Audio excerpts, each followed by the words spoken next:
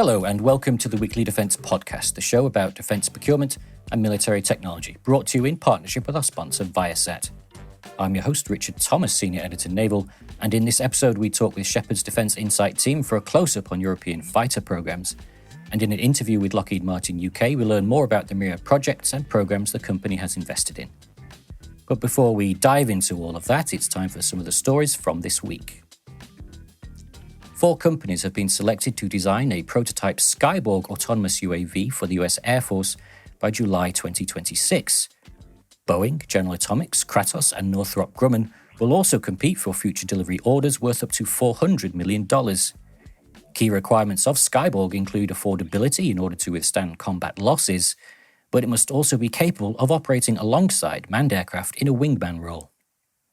In Asia, Japan is interested in joining the US Hypersonic and Ballistic Tracking Space Sensor Program, or HBTSS. This is a new space-based network of sensors in low Earth orbit that can detect and track hypersonic weapons. The collected data is then fed to fire control systems for engagement. HBTSS is being developed by the Department of Defense in response to hypersonic missile programs in China and Russia. The program could receive an extra $120 million in funding under proposals from the US Senate. Continuing in that region, it's been a big week for the Indian Air Force as the first batch of Rafale fighters arrived in the country on the 29th of July. The aircraft will be operated by the IAF-17 squadron, called the Golden Arrows, and a total of 36 Rafales will be delivered by 2021. In Europe, Slovakia intends to procure 17 three-dimensional surveillance radars from allied nations for inclusion in the NATO Integrated Air and Missile Defense System. The government decided to amend a previous $180 million tender, citing questions over the transparency of the process. A new government-level RFP has been forwarded to 9 NATO allies and Israel, all of which had previously shown interest in the programme. In naval news, the Royal Navy's Gibraltar Squadron is looking to benefit from the introduction of 2 new patrol craft. In an announcement on the 24th of July, the UK MOD revealed a near £10 million contract award to UK-based marine specialised technology for vessel manufacture and platform support. Gibraltar, a UK overseas territory, has been at the centre of an age-old dispute between NATO allies UK and Spain, with the latter country refusing to recognise Gibraltar's territorial waters. Responding to regular incursions into these waters by Spanish Coast Guard and naval vessels are one of the main roles of the Gibraltar Squadron, in addition to force protection for UK and Allied vessels visiting the Rocks naval base. 2 unarmed Archer-class patrol boats will fulfil these roles over the next 2 years until the new vessels are delivered, following the withdrawal of the previous Scimitar-class craft. Now let's turn to Air Editor Tim Martin and Land Reporter Flavia Camargos Pereira for a deeper look into their domains and the key stories they've been chasing over the past few days. Hi, both. Hi, Rich. Hello. Tim, you've been attending a virtual version of Farnborough Air Show and of some developments on European and Canadian fronts. Let's go first to Canada and the Canadian Future Fighter Capability Project, which should replace a fleet of legacy Boeing CF-18 Hornet aircraft with 88 new platforms, I think at a cost of 15 to 19 billion Canadian dollars. This sounds all very straightforward, but this is defence procurement, and it's never that simple, is it? Yeah, never that simple is right. This is quite complicated, I think, as these things go. Mainly because the F-35, which is involved in the acquisition, or at least it's being proposed as a partner nation on the F-35, Canada also pay about £70 million a year to be part of that partnership. So that's one complication. And then the second is that having laid out this acquisition, Canada obviously has to go run through it and make sure that everything is prim and proper, and that other candidates have a fair opportunity to present their case and meet the requirements for a new fighter, and without being seen that there's kind of an unfair advantage here to the F-35. Now, I suppose there is no suggestion that there is any unfair advantage, but there is a bigger issue when it comes to security issues, and that pertains to Five Eyes and Two Eyes interoperability requirements. To get into the nub of that, in essence, that the fighters that Canada have and these new fighters, there would be a requirement to be undertake NORAD missions and to maintain two eyes partnerships with, between US and Canada. And because Canada also is part of the Five Eyes consortium, that brings a bit of an additional headache for those who aren't particularly involved with the Five Eyes partnership. So when you think of that, the first competitor to come to mind is Saab, who, of course, Sweden, not part of NATO. But I spoke to a source from the Canadian Global Affairs Institute, and he was very clear that the biggest disadvantage for Saab here is that the Gripen aircraft isn't Five Eyes integrated.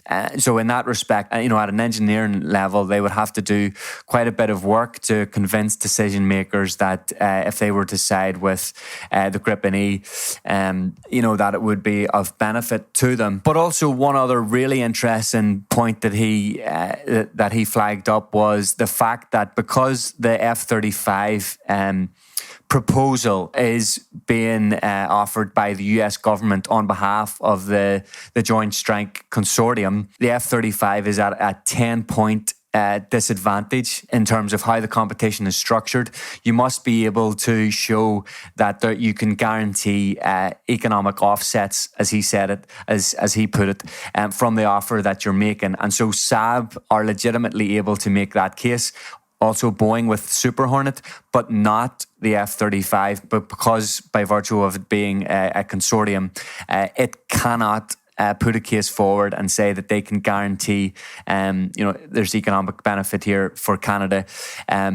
Now, the wording is very important because I did speak to Lockheed Martin and they said, well, actually, because of the commitment that Canada has as a partner nation with the F-35, there's been, in terms of the economic benefit, there's already been up to, I think, 2 billion.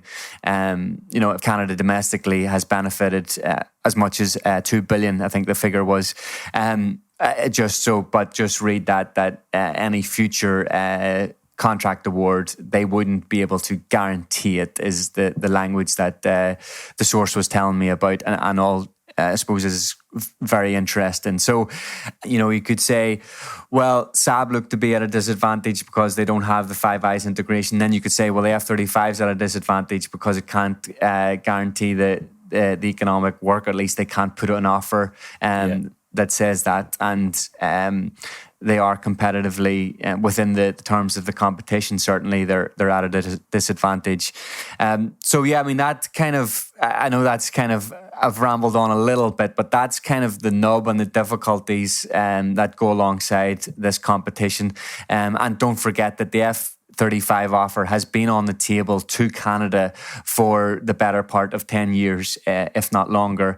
And Prime Minister Trudeau has been very critical of it in the past, and indeed, came to power on a platform in part that said that Canada would never buy the F-35. And, that's kind of changed in subsequent years. But, it's all very interesting. And should also mention that the importance of the update and why we're talking about it now is that today, the 31st of July, all from industry are to submit their response to an RFP.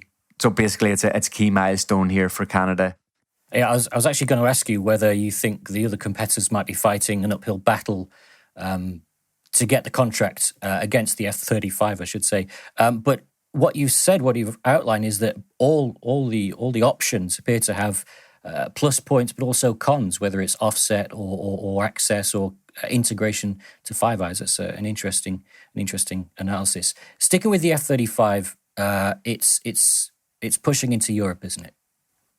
Yes, to get back to what you'd mentioned to begin with, there was a briefing from Peter Ruddock, who's the the chief executive UK, Lockheed Martin, he was hosting a webinar and discussing with some of the senior executives with Lockheed Martin about the F-35. And they were very keen to kind of flag up the fact that they're competing for many contracts across Europe. And in particular, Switzerland was mentioned, Finland, beyond that, Greece and the Czech Republic. So, yeah, they have a number of things going on. When it comes to something like Finland, the best and final offers we know are going to be issued by industry before the end of the year. At least that's the plan from Finland. And then that's the HX programme. So we'll see how things stand once that happens. With Switzerland, there's a national referendum being held on the 27th of September. And on the basis of that, that'll decide whether there's an approval then for the R2030 programme to proceed and for new fighter jets to be contracted. So that's, one other programme that they're interested in. With Greece and the Czech Republic, things are a little bit more difficult to discern. Previously, the Greek defence minister had mentioned that there would be a commitment of 3 billion made for an acquisition of the F-35, but there still hasn't been an FMS or a contract signed on that front. So interesting insofar as Lockheed Martin are confident that they'll strike some business deals on those fronts in the coming months and years ahead. But in terms of when those deals will be struck, particularly for countries like Greece and the Czech Republic, it's a little less certain. The Swiss national referendum that you mentioned is a political referendum on another matter. I'm assuming they're not having a referendum and choosing the fighter. It's not down to the people to choose the next generation fighter, is it? No, it has nothing to do with which aircraft the Swiss people would want. That is absolutely a political decision. The referendum is a yes or no on whether new fighters should be bought to replace the outgoing aircraft. So I mean, just quickly, because I know we're a little pressed for time.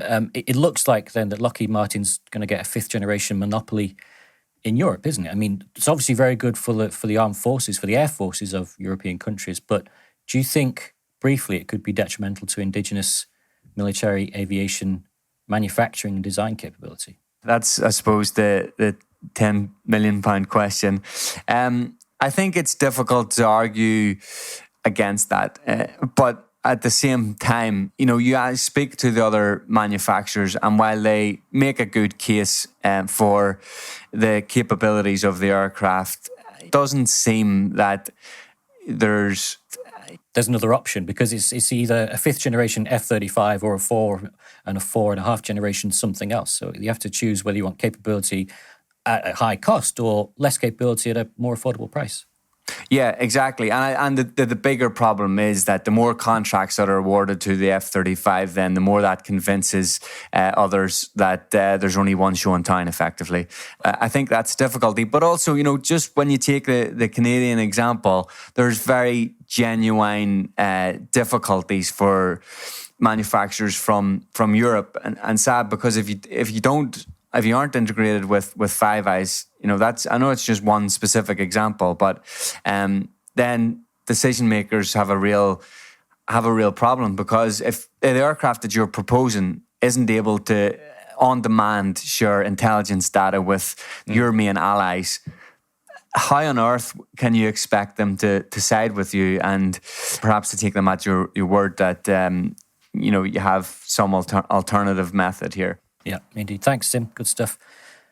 Flavia, some updates this week from the US, and the Army has released a draft RFP in relation to the Omfv program. So tell us more. Yeah, to be honest, the Army is using a new approach in this process. They are letting the industry propose what they think are the best solutions for the OMFV. And with this draft request for proposal, the Army intends to receive feedback from the industry.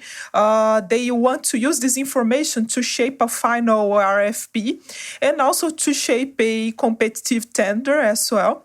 And besides this draft RFP, industry had other opportunities during this process to show its point of view related to requirements, to prerequisites. And in March, including, the U.S. Army conducted more than 30 one-on-one meetings with defense companies. And this current procurement process, it was started in February this year with a market survey to ask the industry, the defense companies, what the U.S. Army did wrong during the last solicitation process. I think it's worth reminding our listeners that the Bradley program, which OMFV is intended to replace, as you say, took around 17 years to deliver. So the MICV effort began in around 1963, I think, with production approval not coming until 1980, as of course detailed really well in the 1993 book, The Pentagon Wars. So OMFV, well, that's only gone back a couple of years. So it's got a long way to go before we reach Bradley levels of delay and obfuscation. Still, fourth attempt at replacing the Bradley. So what reasons can you identify for this? Specifically in the last procurement process, the requirements of the OMFV, they were extremely ambitious.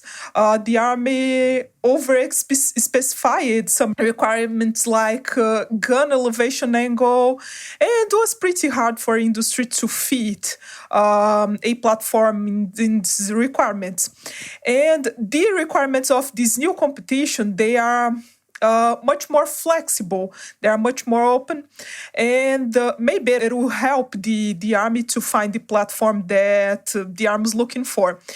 Also, in the last procurement process, the Army had an unrealistic schedule because they wanted to have a lot of capabilities and technologies, and they didn't allow the industry having enough time to produce this technology, to put this technology working together. They didn't have this time.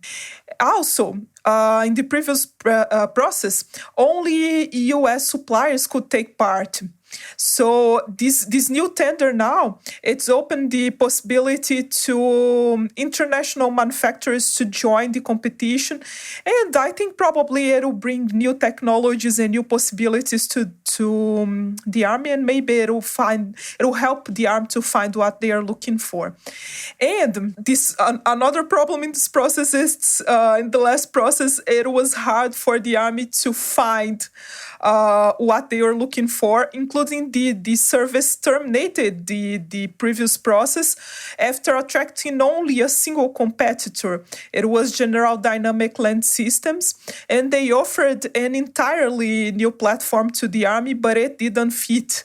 It wasn't exactly what the Army was looking for, and they decided to start a new process. And they wanted this previous process receive at least 3 proposals, and they had only one.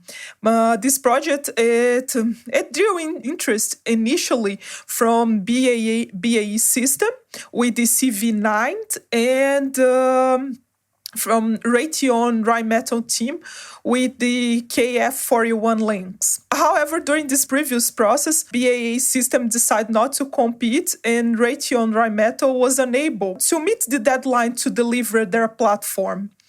I think the Army really needs to move forward into this process, because the Bradley IFV, it's a 30-plus-year-old vehicle, so it doesn't fit into the Army's view of the future. It doesn't fit in what Army intends to have. So we just hope better luck to the U.S. Army in this current process, and we hope this service moves forward and will be able to replace the Bradley.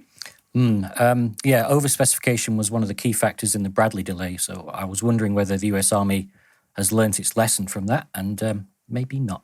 Thanks, Flavia. Appreciate it. To find out more on these and other stories, please visit the website shepherdmedia.com/news. Also, for our listeners with trade shows cancelled, digital networking is more important than ever, which is why Shepherd Media is introducing the Global Defence Community, a LinkedIn group where you can interact with the journalists and the analysts and discuss breaking news as it happens. If you wish to give us feedback, start or join a conversation, head over to shepherdmedia.com/Global Defence Community or search Global Defence Community on LinkedIn. Coming up next, I talk with Defence Insight Senior Analyst Air Ilkka Aktasoglu on Europe's active fighter programmes.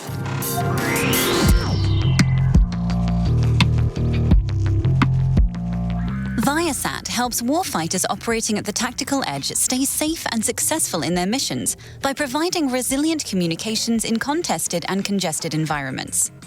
For more on how new information sharing technologies are aiding military operations, check out Shepherd Media's Modernised Situational Awareness Special Report, sponsored by Viasat. Europe's military aviation fleets are undergoing a stage of renewal with a number of procurement programmes and capability upgrades ongoing or in the stage of approval or design. However, the focus appears to be on fast jet and strike capability, potentially to the detriment of logistics networks that sustain deployed operations. Joining us on the Weekly Defence podcast is Ilkka Aktasoglu, Senior Analyst Air at Shepherd Media's Defence Insight, who will endeavour, we hope, to bring into the light some less well understood trends in the continent's aviation market. Ilkka, hi. Hi, Richard. So is it fair to say then that European air programmes are focusing on combat aircraft projects? Yeah, you are totally right. Growing air power competition is forcing regional and global actors, especially this is true in Europe, to heavily invest in future combat aircraft programs. There are established 4.5 and 5th generation aircraft in service, and this will be joined by next generation offerings from traditional aerospace powers in the US, Europe, Russia and China, as well as by new 4.5 and 5th generation offerings from Turkey, South Korea and Indonesia. These new projects have potential to bring 20 billion worth of new opportunities for the development and 240 billion for the procurement of at least 1,500 combat aircraft globally. We can clearly see the increased threat perception and air power competition in Europe, because Europe will account for 62% of future global combat aircraft by number of platform purchases. So this is a really huge number compared to global markets. We're only just seeing the introduction of 5th generation platforms like the F-35 into European fleets. Yet, eyes are already shifting to the 6th generation with FCAS and Tempest. So what's driving this? It's almost like it's skipping a 5th generation, is it? And moving on to the 6th before the 5th is even in service. Yeah, this is also true.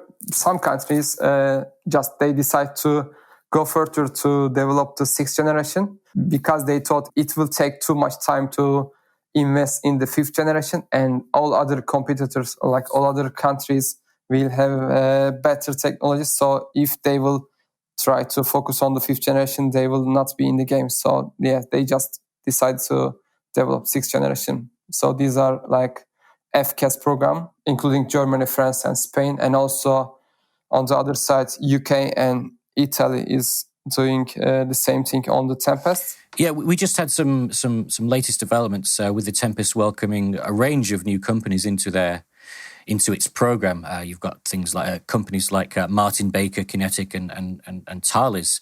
So what sort of collaboration does industry have to create, that framework to create a 6th generation platform? Because these 6th generation platforms are going to be far and above the capabilities that we're currently seeing, aren't they? Yeah. In these programs, we can see a lot of collaboration between even the programs. For example, between Tempest and FCAS and also Turkish Fighter X. For example, BAE, while trying to help the Turkish Fighter X program, also they are developing the Tempest aircraft in UK. And also there are producers like MBDA. So they are providing missiles to both projects, to Tempest and the FCAS. Because the UK MOD investing £2 billion for development phase of the project only. And decisions around how to acquire the capability will be known by the end of 2020. And the final investment decisions are expected by 2025. and there are a lot of things going on into the technology development. And even yesterday, it was announced that the Bombardier Belfast, Collins Aerospace, GA Aviation, GK and Aerospace, Martin Baker, Kinetics, and Thales UK also joined the Tempest team. Ilke, you mentioned that Germany, well, you gave the example of countries skipping, I should say, the introduction of a fifth generation platform into their fleets, looking from they're effectively going to move from a 4.5 straight to a 6. And Germany is a good example of that, because the notion was that the F-35 was in the running for its fighter program, but I think they've chosen the F-18 Super Hornet. So just on that, is industry meeting the short-term, near-term requirements for Europe's air forces? Yes, Richard. In this issue, these projects are going into the 2030s, 2040s, so they are like more future-looking programs. But also these European air forces need to meet them shorter or near-term requirements. So especially in Europe, there are a lot of programs to meet their current needs. And if we are especially looking into Germany, I can say Germany is one of the biggest spenders for combat aircraft in Europe. So Germany is seeking to replace its aging nuclear-capable Tornado fleets by 2030. And German Air Force currently operates 86 Tornadoes, which 45 of which are Tornado IDC that have nuclear mission. And under the German electronic warfare program, Germany is also committed to NATO to provide around 15 electronic wave warfare escort aircraft to support its aerial jamming capability.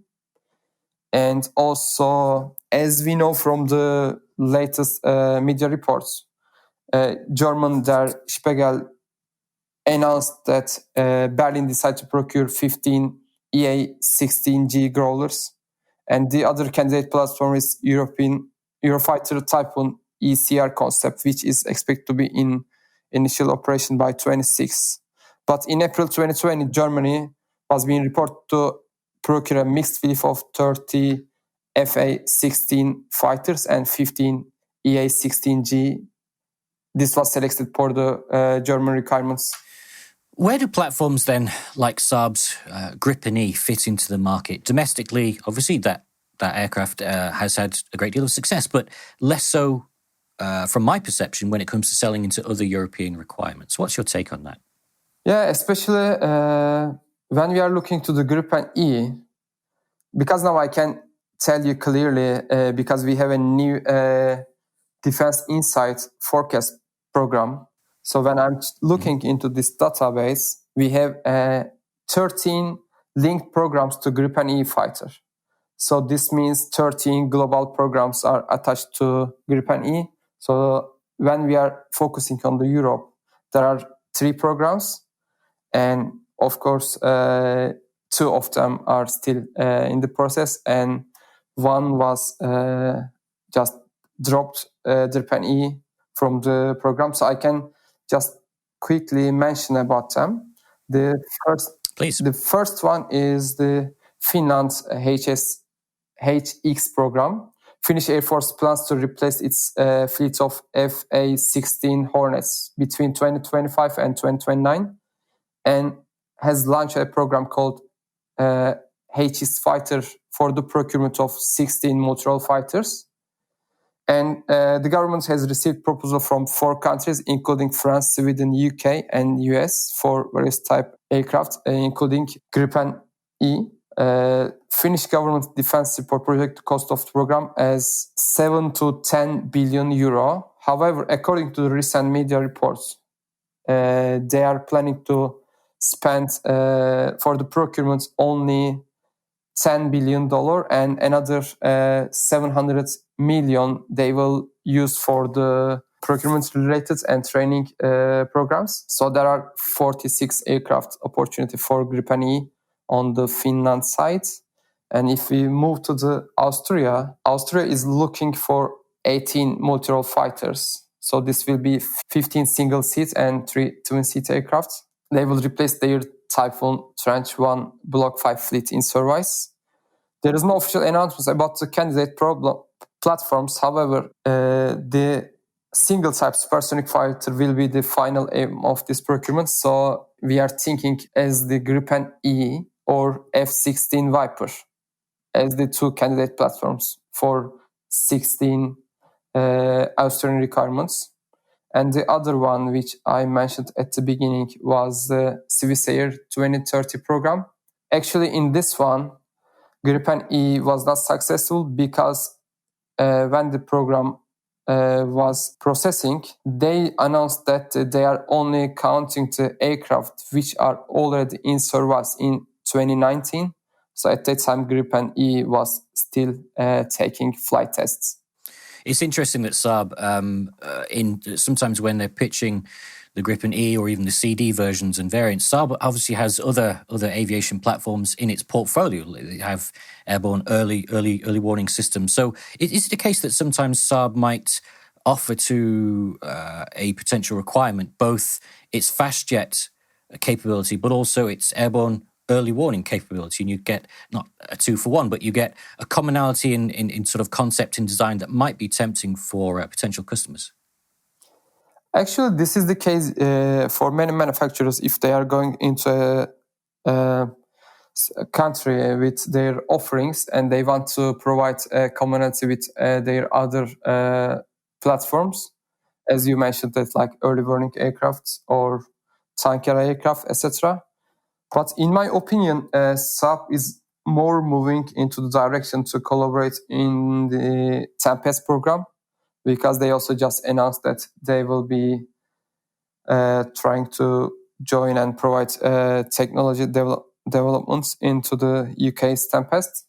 So I think in the future, they are more looking into a bigger collaboration with the other European manufacturers. A final question from me, Ilke. What have the effects of COVID-19 been on aviation procurement plans? We know that budgets are stretched. People don't like spending money on big ticket items at the best of times, but now when maybe people are more focusing on healthcare and social matters, do you think the defence aviation market is still forefront of people's minds? Actually, in Europe, I can say it looks like a positive picture at this point. A few months ago, I could say there were really dark clouds hanging over Europe for the procurement landscape. But today, I think it's more clear, especially when we are looking to combat aircraft programs.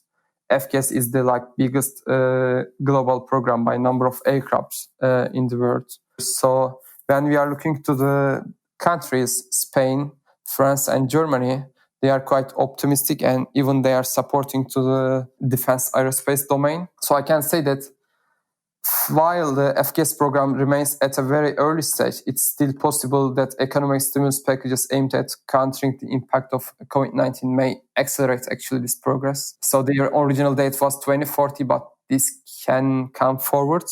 French government already began working to speed up its investment in defense projects, including the new H-2025 M helicopter, naval drones, I-Star, and tanker aircraft programs. Germany is also on the similar pathway, deciding to bring public investments in security and defense projects forward, especially those locally manufactured by German firms.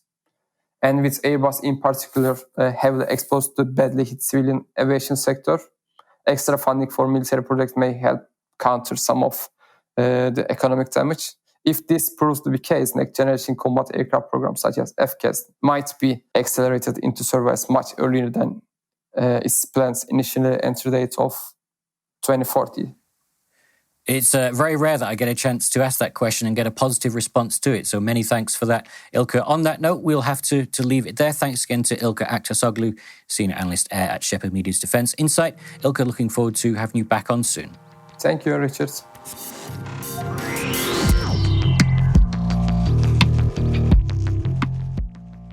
Viasat delivers resilient communications to warfighters in contested environments, on the ground, in the air, or at sea. By providing assured access to mission-critical and life-saving information and leveraging Link 16 communications, Viasat gives warfighters the connectivity-driven clarity needed to maintain a tactical edge across the battle space.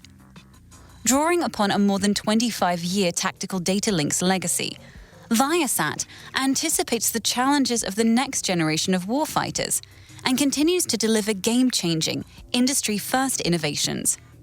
For more on how new information sharing technologies are aiding military operations, check out Shephard Media's modernized situational awareness special report, sponsored by Viasat.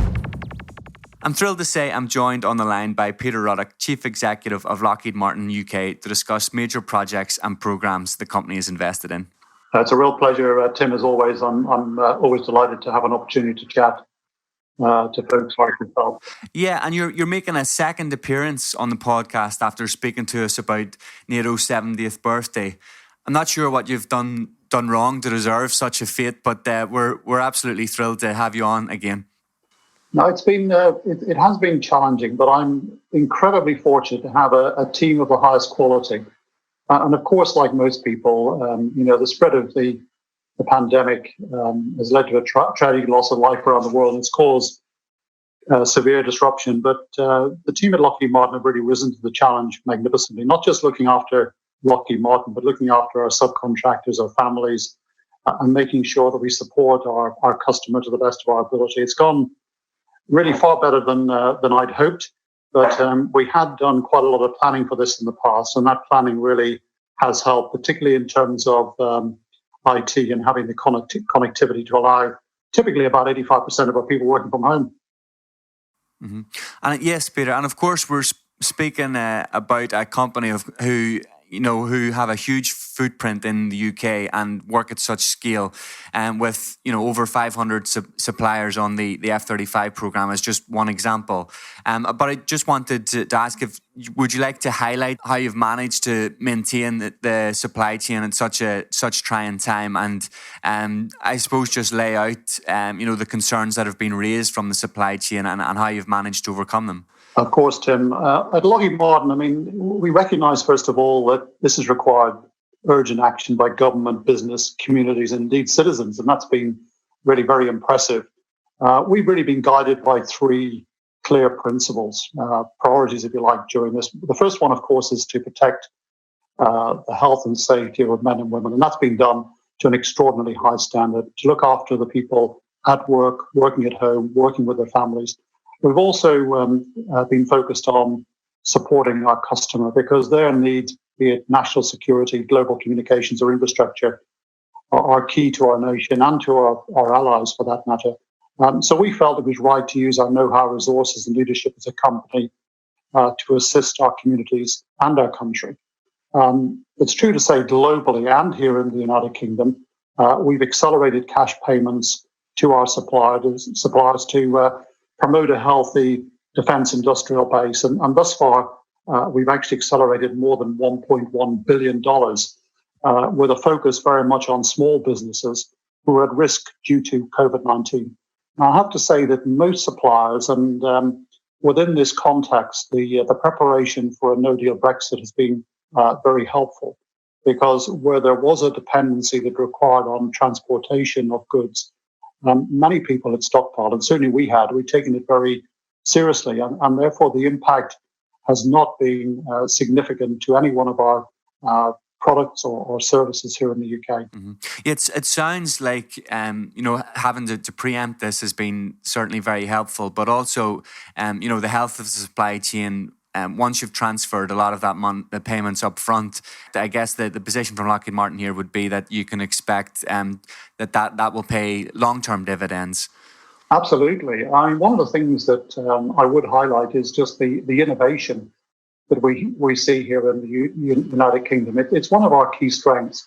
So when we're faced with this sort of challenge, what we see is tremendous flexibility and innovation of thought or action right across our supply chain. And one or two did stutter for a period for various reasons, but they're back up and producing and supporting now. So I think in the longer term, the bigger risk is really the significant impact that's been on the civil aerospace part of the business. And I think we can expect where a company perhaps has 90% of their business is civil and maybe only 10% is defense, that will have an effect. And that is unpredictable at the moment. I mean, our hope is that the virus will be brought under control in the next year, 18 months. The civil aerospace will get back up off its knees and be able to to operate. But that is a worry for us in the short to medium term, for sure. And on the big ticket items, big projects, I'm sure listeners, of course, will be familiar with what's going on with the UK MOD and the F-35 programme. Some notable progress is that there's going to be the maritime IOC declared before the end of this year. That's the target, at least I've been told from the MOD. But from Lockheed Martin's side, and now having delivered 18 aircraft also, how would you characterise the partnership that's gone between yourself and the MOD on the F-35 programme? From my perspective, it's been very positive. We have a very open and positive dialogue at all levels of the Ministry of Defence, within defence equipment and support, the Royal Air Force, the Royal Navy. And I think the very close partnership that's been established through Team Lightning, it's based on mutual trust and respect. The programme is performing well. I mean, the aircraft is amazing. I'm a former fighter pilot. This would be my aircraft of choice if I had to, heaven forbid, go into conflict. This is absolutely 100% the aircraft that I would choose to fly. And I've flown more than 30 different types over the years. So I'm delighted that's performing well, and I'm very confident it will now continue to do so. And I mean, have you had any feedback in particular from the MOD, given that they're going through trials in particular off the deck of the HMS Queen Elizabeth? Tim, results really speak volumes. It's words are always welcome, but I look at results and data. And the recent deployment that you refer to on board HMS Queen Elizabeth was undoubtedly a success. We saw all of the 617 pilots being declared day and night qualified. That in the past would have been a really big challenge for a squadron going to a new carrier for the first time. But the F-35 is so straightforward in that environment. We've taken away so much of the risk that was previously a characteristic of naval aviation. And it allows the pilots to return to the deck safe in the knowledge that the aircraft is going to do most of the work on their behalf. And really, if they follow the process, it's relatively straightforward in comparison to landing on the conventional carrier with previous generations of airplanes.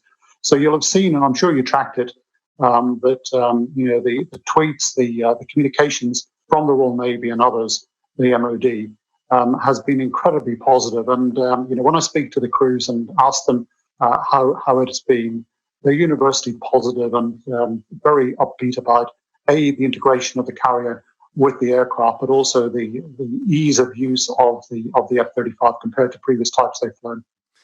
And given that there's been so much discussion around Tempest also in particular, and what might come ahead with the integrated review, particularly on future combat air funding, would you see the F-35 as complementary to Tempest or as a rival, or what would be the company's position on that one?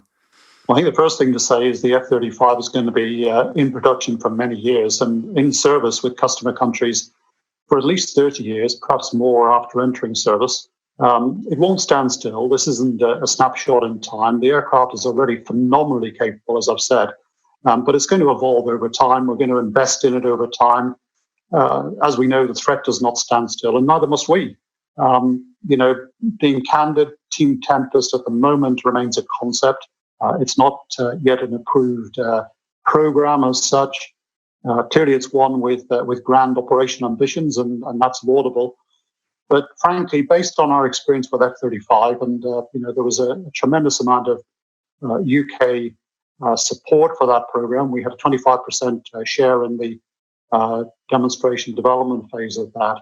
I mean, frankly, it's going to take tens of billions of pounds to develop and demonstrate a viable fighter. So we shall wait and see. As I've said, F-35 capabilities and technologies, they won't stand still. We're going to keep pushing those. You can expect to see additional enhancements to ensure that the F-35 remains relevant to the world's defence and security needs for decades to come, quite honestly. This will be a very different aircraft. If you look at the model of the F-16, I flew the early F-16A, but the latest variants, they're light years ahead of most fourth generation airplanes, and bridging the gap between fourth gen and F-35. Okay, and if we move on to talk a little bit about the NAO report, it's been a few weeks since the ink dried on the report itself into the carrier strike capability. What would your reaction be to the findings, particularly those that centred around Crow's Nest? Yes. I've got a lot of respect for the NAO. They invariably do a very thorough and professional job, and we will always respect the work that they do. I think the NAO report was very accurate. It highlighted the technical and behavioural challenges along the way with one of our subcontractors, and that did indeed lead to the programme being rescoped and working to a revised timeline. I'm pleased to say that we were seeing better progress prior to COVID-19 getting in the way. And that has had some impact, particularly on the flight test program, for pretty obvious reasons in terms of the need of people to wear protective equipment when working in close proximity. I think the bottom line on this, Tim, is we're acutely aware of the critical capability that Crow's Nest provides the Royal Navy. And we have, over time, once we were aware of the shortcomings in our supply chain on this, we really have lent into this. We've added significant additional resource. We provided additional help, practical help with people and capabilities that are not in great supply here in the UK. We brought people forward, and we will continue to absolutely focus on getting that capability into service with the Royal Navy to a standard that's required. I mean, this is very personal for me. I didn't fly in the Falklands War, but I did the workup for the Sea Harrier guys who went south, and tragically some did not come back. So the lack of airborne capability of this nature is something that I feel keenly personally, and therefore my personal commitment, as well as Lockheed Martin's commitment, is to make sure the Navy have the best possible capability when the carrier deploys. Yeah, and we should say for balance that the NAO did also mention that there is a recovery plan that has been agreed, or at least put it into the document, so that there does seem to be a clear suggestion here that the items that had troubled the programme in the past are at least very much being thought about, and there's potential here that they're overcome in the near to long term, certainly. And as you've just spoken about, Lockheed Martin are absolutely committed to working on it also. No, that's absolutely true. It's been a challenging program really from the very beginning.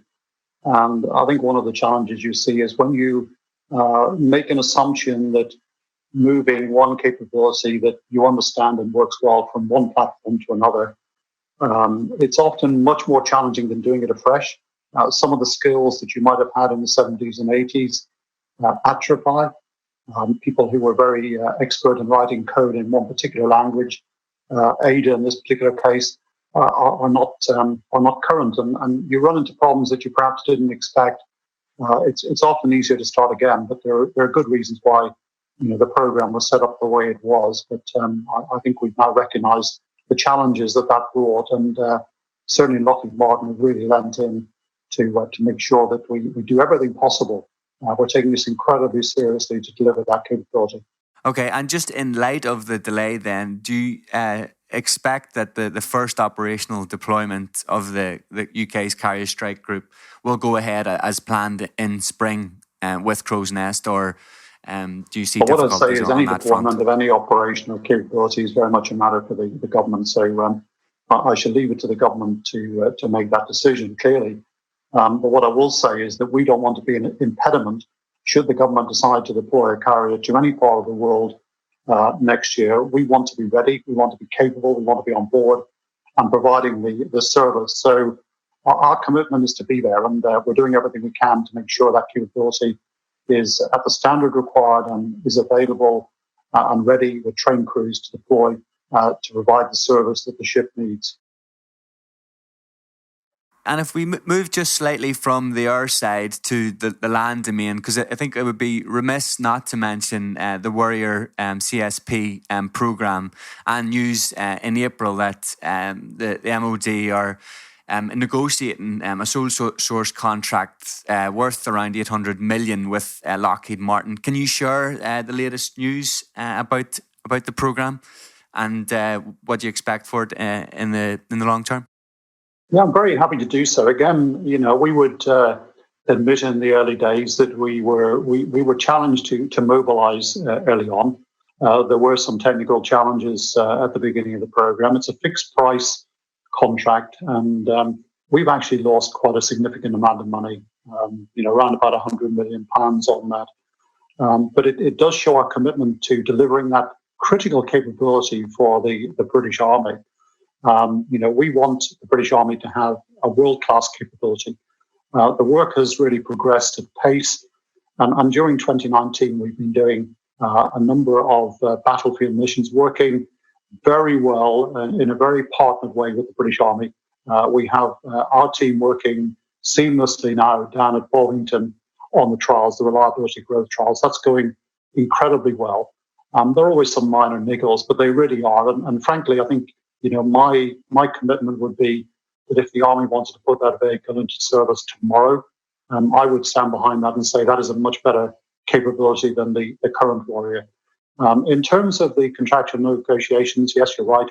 We hope to be on contract next year to produce that capability. I know from the feedback from soldiers who've actually operated the vehicle, they are so much more comfortable in that. They can fire on the move. They've got the lethality from the 40 mil. They've got mine protection seats in the back, which the previous vehicle didn't have. And the fact that you can fire on the move gives you an incredible increase in survivability and effectiveness. This is a world-class capability. And I know some people tend to look at the legacy, but if you look at what's happened in the last year to 18 months, it's been incredibly positive. Brilliant leadership on both sides, a phenomenal capability and making real progress, even during COVID. We had a small stop for a period till we looked at the safety of the crews, but we're back operational again and running more reliability growth trials. It's going remarkably well from what was frankly a poor start. Yeah, certainly it sounds like there's progress. Long overdue progress, we might say, on that one, but certainly progress nonetheless. So, Peter, thanks so much for your time. It's been a pleasure speaking with you. We look forward to catching up with you maybe in the months ahead and to learn a bit more about the projects that are ongoing and those that you've just been talking about. So thanks again. Tim, thanks ever so much for the opportunity. Really appreciate your time. It's always good to be able to share the truth rather than having to answer the myths. Thank you very much. Yeah, we're always thankful to have it also. Very much appreciated, Peter. Thank you now. Bye. This episode of the Weekly Defence Podcast was brought to you in partnership with our sponsor, Viasat. As always, a big thanks to everyone who took the time in being a part of the episode. And for our listeners, make sure you like and subscribe, leave a review on iTunes, and tell a friend or a colleague about the podcast. Until next week, thanks for listening.